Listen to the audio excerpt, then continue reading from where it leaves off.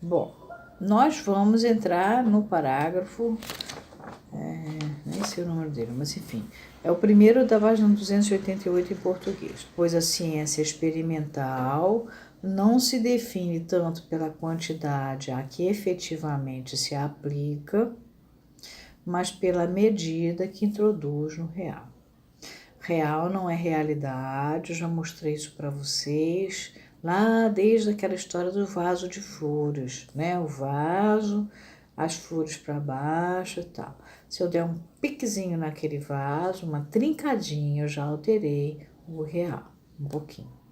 Mas a realidade é outra coisa, né? Eu preciso de um espelho côncavo, vai juntar, o vaso vai estar quebradinho, vai fazer parte, outra mudancinha.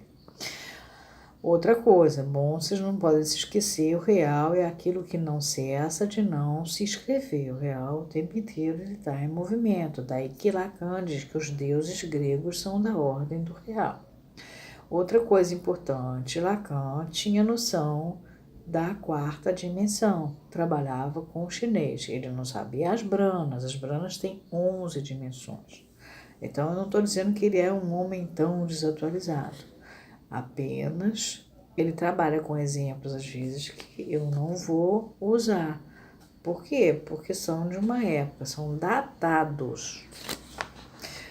Para ele chegar aqui, onde ele chegou, ele passou pela questão da função simbólica, do equívoco da pessoa quando realiza uma ação. Deu os exemplos tanto do Kant quanto do operariado quando faz a greve. Falou da mais-valia. Ele falou das ciências exatas que têm enganos, porque a verdade é aléatea, a verdade vela e desvela, tem, portanto, equívocos. Falou das ciências conjecturais que, na verdade, podem ter rigor, não é pelo fato de serem conjecturais que deixam de ter rigor. Faz uma bela poesia e vai comentar sobre a matemática e a física. Muito bem. E agora ele entra nesse ponto. O próximo parágrafo vem e diz assim: como se vê pela medida do tempo, sem a qual ela seria impossível.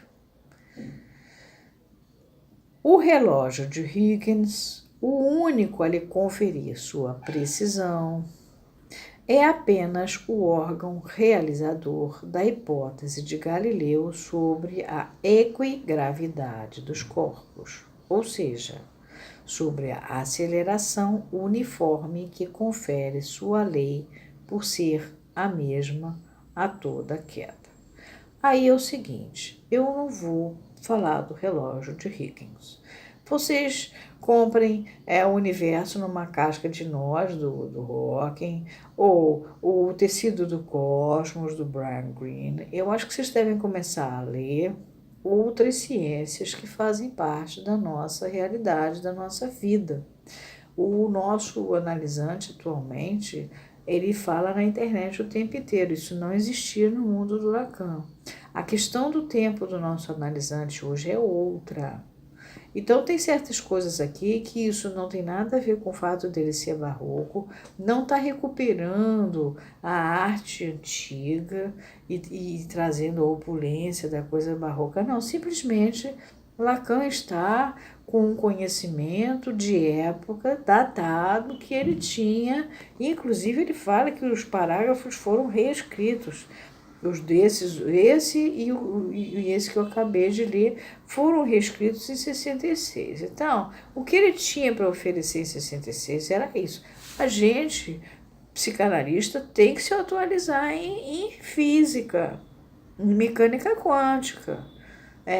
Tem um livro do Mário Novello, que é Sonhos, não sei o que lá, de Maria Luísa, que é um livro até infantil. Você pode aprender a matemática, a física, a mecânica, justamente a cosmologia, mas a gente tem que saber essas coisas. Porque o mundo, a pessoa com quem você lida hoje, no divã, é outra. Então, por favor, leiam. Leia também o que é o relógio de Huygens, até para saber, uma coisa histórica. Eu não vou, isso aí eu não vou, não. Aí eu não vou ensinar, não, porque aí não dá, não dá. Agora, vamos entrar na teoria dos jogos? Sim. Aí sim vamos usar, sim. Tudo que for necessário para a gente entender o tempo lógico, por exemplo, que ele vai, é onde ele está caminhando, aí nós vamos usar, sim.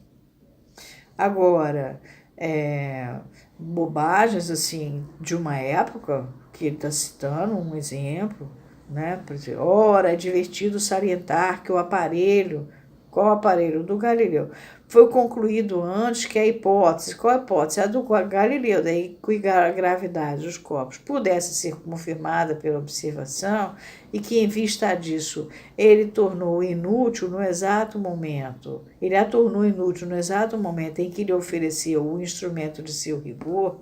Aí tem uma nota, quanto à hipótese galileana e ao relógio de Huygens, An Experience in Measurement, de Alexander Poiré,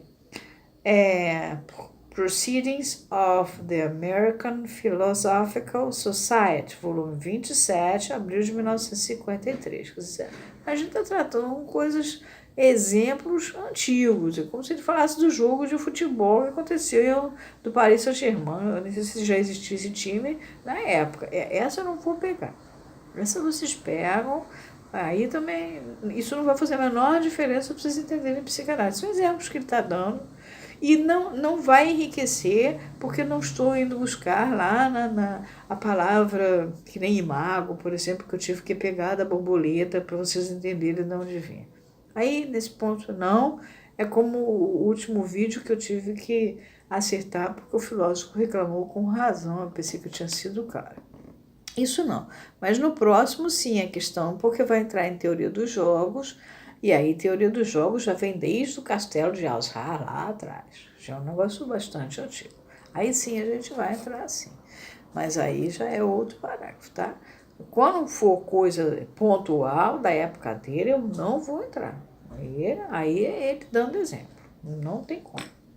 Então, esses 2 parágrafos vocês leiam, e eu dei 3 livros para vocês: O Tecido do Cosmos, O Universo Elegante, do Brian Greene, e dei também o do Hawkins, O Universo na Casca de Nós, e tenho Sonhos, não sei que lá, de Maria Luísa, da editora Zahar, que é um livro de criancinha, que vocês podem ler também e devem, porque hoje o nosso analisante trabalha com um tempo que nós não trabalhávamos. Né? Eu, por exemplo, que não sou da informática, fico impressionada como é que as coisas andam. Então, por favor, isso aí vocês têm que acompanhar, a atualização do mundo. Senão vocês vão ficar dando exemplo, porque como nos dizia Lacan em 1930, não, aí por favor, Lacan em 1930 estava falando de uma realidade de 1930. Tá?